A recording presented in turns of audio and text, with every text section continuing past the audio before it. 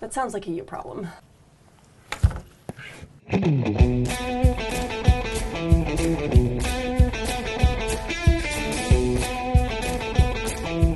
Hi, and thanks for watching Well Built Home, the Tiny Home Edition. On today's episode, we are going to talk about where you can put a tiny home. So let's walk through some real life scenarios and be prepared to be kind of frustrated because let's face it, life's a little frustrating. Well, it's a little bit pessimistic. Well, sure, but the nice thing about being a pessimist is that you're either constantly being proven right or pleasantly surprised. Welcome to City Hall. So I'm here on behalf of two of my clients who would like homes on their properties. No. But I haven't even gone through the questions. No, I'm just following protocol. Frees up time for more meetings.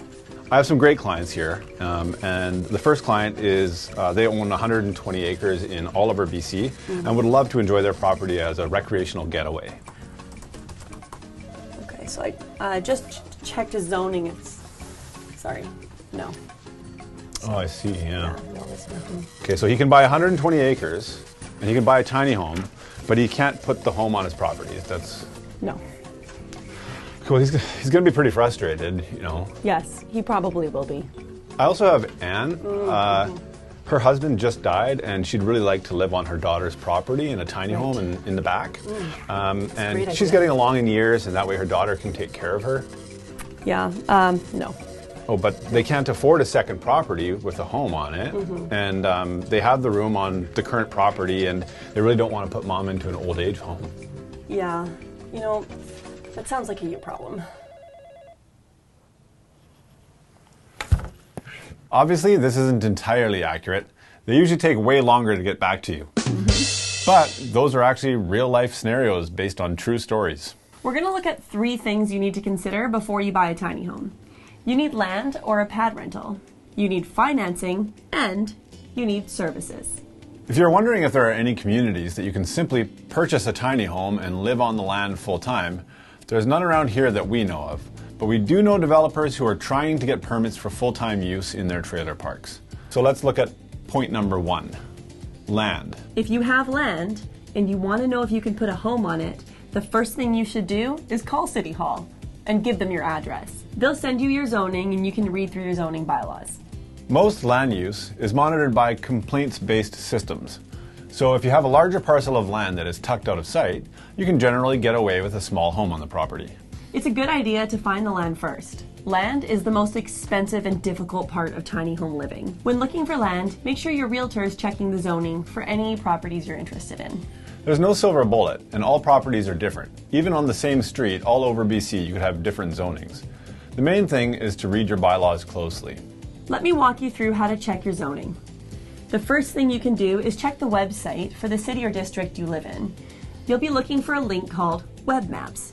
While Stefan and I were looking around, we noticed that some cities have really user-friendly sites that have great search options and access to bylaws, and other cities make it quite hard to navigate. If you're having a hard time, it's best to just call the planning department. In our shop, we now build several types of certifications of homes so that we have several options that may fit within your zoning. The important thing is you don't buy a home and then look for land. As much as it's fun to shop for tiny homes, find the land first. It could be a family member, pad rent, or your own land, but no matter what it is, you have to check the zoning.